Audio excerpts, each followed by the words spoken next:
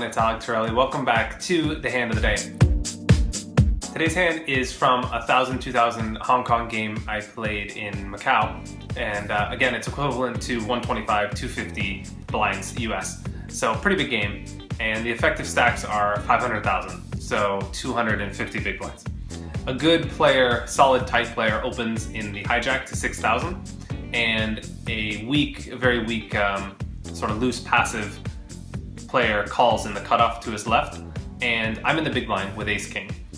Sometimes I would opt to call here because we're deep stack and playing this hand out of position is tough, but I think 3-betting here is really important because my hope, and I think this happens a lot of the time, is that the good player folds because he's going to be sandwiched in between two people, and the soft, weaker player at the game is going to call. So I 3-bet to 28,000, and this happened. The good player folded and the weak player called. So it's a great spot for me. I'm playing out of position, deep stacked, but I'm dominating the hand of my opponent most of the time. And if I flop an ace or a king, I could win a huge pot.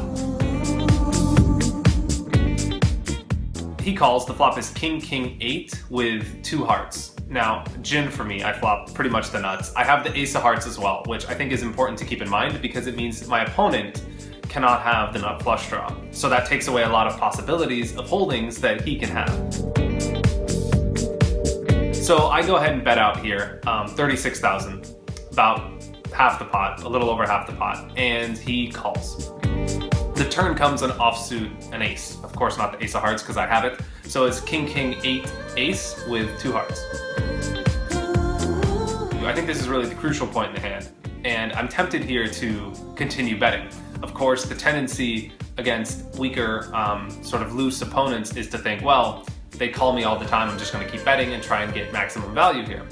But because I have the ace of hearts in my hand, I think this becomes a clear check, simply because my opponent cannot have the nut flush draw.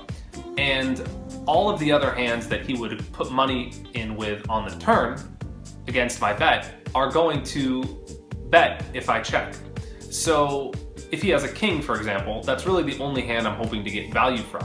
If he has a made hand, if he has a strong enough hand to put money in on the turn, he's gonna have a king. And if I check, he's gonna bet with a king 100% of the time.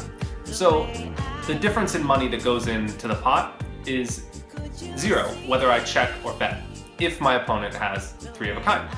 But what happens, the question to ask yourself here is, how do I get more money in the pot when my opponent has air, has nothing? Maybe he was floating me on the flop with nothing, like Queen Jack. He just wanted to take the pot away again later. If I bet the turn, he's gonna fold. Similarly, if he has something like an 8, he's gonna fold the turn. If he has, let's say, something like 2 9s, he's gonna fold the turn as well. And since I have a boat, I wanna give him a chance to catch up, maybe hit a 9 on the river, and I bust him. Or if he has a low flush draw, something like 5-6 of hearts. If I bet big on the turn, I really don't give him any chance to continue in the hand. He's gonna be forced to fold.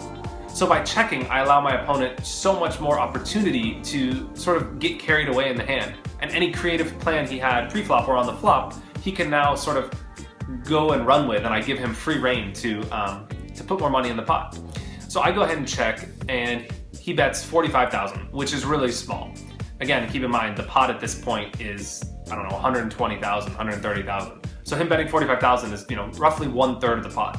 So here, of course, I have another decision. I could check call or check raise. But again, I think that check raising here represents too much strength, and the logic still applied when I was thinking of betting or checking. All the hands that he's going to call a check raise with are going to bet the river. So I might as well give him more chance to bluff the river or catch up and make a big hand, and I could bust him on the river. So I check call, the river comes a jack, an offsuit jack, so it doesn't make the flush draw. So king, king, 8, ace, jack.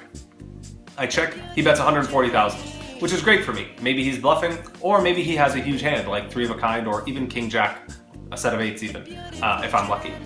So, of course, at this point, I have no decision. I check raise all in, and he immediately folds. Could you see the way I see? The timing of his fold leads me to believe that checking the turn is a far superior play, and that netted me an extra 200,000 or 100 extra big blinds, simply because I allowed my opponent the chance to get out of line here. So when considering these situations, it's easy to get carried away into wanting to get maximum value from your hand. But some of the time, the best way to do that is by giving your opponents the chance to either catch up with you or exploit the image to which they are known for and just get crazy and bluff away all their chips to you. So I hope you took something away from the hand of the day, especially the logic behind the situation, because I hope you can implement it into your own game to make more money. Anyway, thanks a lot for watching, and I'll see you next week. Cheers.